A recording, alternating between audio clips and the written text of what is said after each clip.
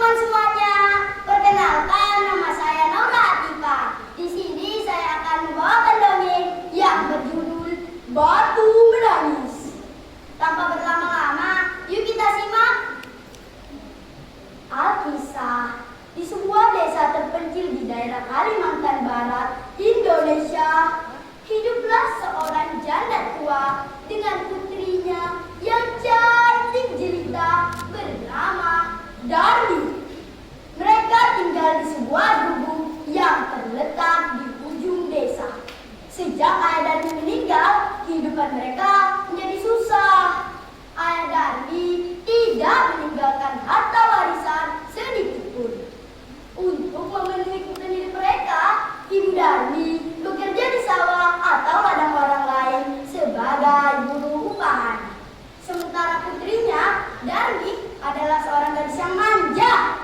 Apapun yang dimintanya harus dikabulkan.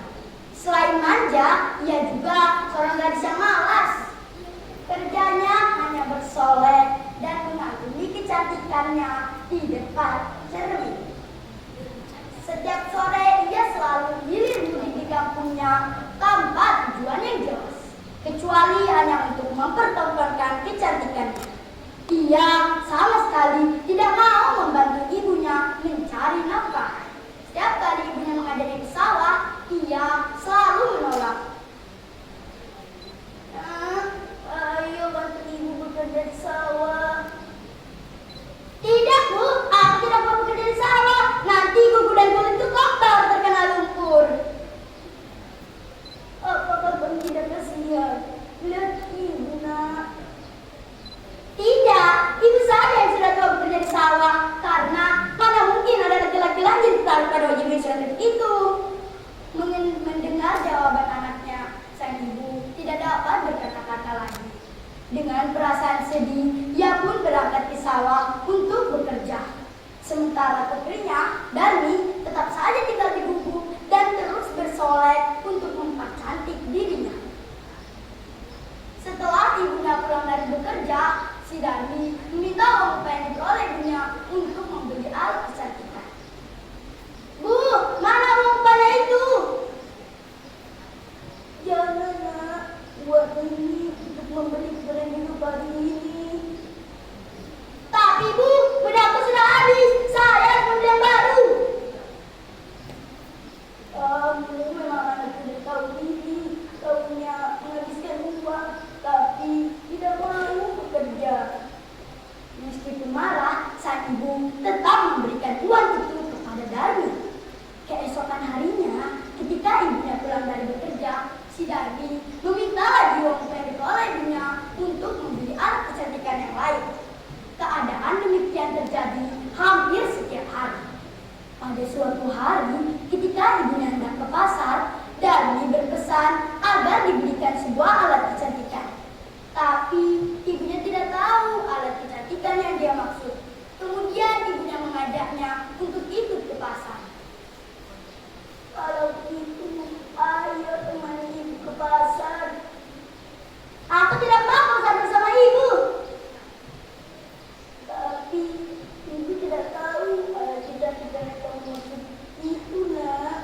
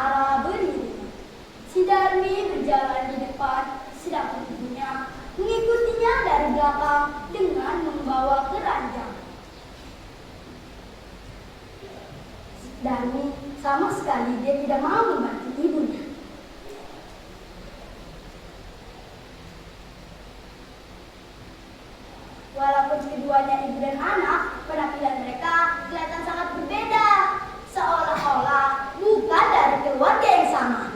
Sang anak kelihatan cantik dengan pakaian yang bagus, sedangkan ibunya kelihatan sangat tua dengan pakaian yang sangat kotor dan penuh tambalan. Di tengah perjalanan, mereka bertemu dengan seorang teman Darmi yang tinggal di kampung lain. Hei Darmi, hendak kemana kamu? Ke pasar. Lalu, siapa yang belakangmu itu? Apakah dia ibumu? Tentu saja bukan ibuku, dia adalah pembantuku. Mendengar jawaban anaknya, sang ibu sangat terkejut. Tapi dia hanya terdiam sambil menahan rasa sedihnya. Setelah itu, keduanya pun melanjutkan perjalanan menuju ke pasar. Tidak berapa lama perjalanan, mereka bertemu lagi dengan seorang teman. Hei Darmi, hendak kemana kamu? Hendak ke pasar. Siapa orang di belakangmu itu? Dia pembantuku. Jawaban yang dilontarkan Darmi itu membuat hati ibunya semakin sedih. Tapi sang ibu masih kuat menahan rasa sedihnya. Begitulah yang terjadi terus-menerus selama perjalanan menuju ke pasar. Akhirnya sang ibu berhenti lalu duduk di pinggir jalan. Bu, kenapa berhenti? Beberapa kali Darmi bertanya. Namun sang ibu tetap saja tidak mau menjawab pertanyaannya. Tidak berapa lama, Darmi melihat mulut ibunya komat-kamit sambil menengadahkan kedua tangannya ke atas. Hei Bu, sedang apa? Sang ibu tetap saja tidak mau menjawab pertanyaan anaknya. Ia tetap berdoa kepada Tuhan agar menghukum anaknya yang durhaka itu. Ya Tuhan, ampunilah hamba-Mu yang lemah ini. Hamba sudah tidak sanggup lagi menghadapi sikap anak-hamba yang durhaka ini. Berikanlah hukuman yang setimpal kepadanya. Beberapa saat kemudian, tiba-tiba langit menjadi biru. Petir menyambar-nyambar dan suara gemuruh guntur memekakkan telinga. Hujan deras pun turun. Perlahan-lahan seluruh peti Darmi berubah menjadi batu. Darmi pun mulai panik. Ibu, ibu, apa yang terjadi dengan kakiku, Bu? Maafkan Darmi, Bu. Darmi tidak akan mengulanginya lagi.